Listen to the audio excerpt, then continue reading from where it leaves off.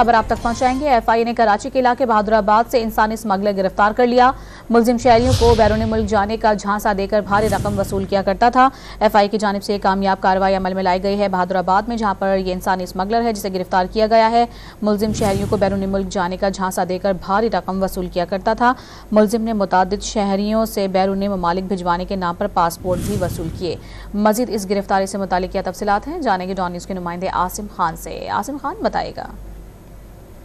ये एफआईए इंसदाद इंसानी smuggling cell ने कराची में कार्रवाई की है, जहां से एक इंसानी स्मगलिंग में मुलव्विस मुलजिम को गिरफ्तार किया गया है। मुलजिम हमजा को जो है कराची के इलाके बहादुराबाद से गिरफ्तार किया गया है।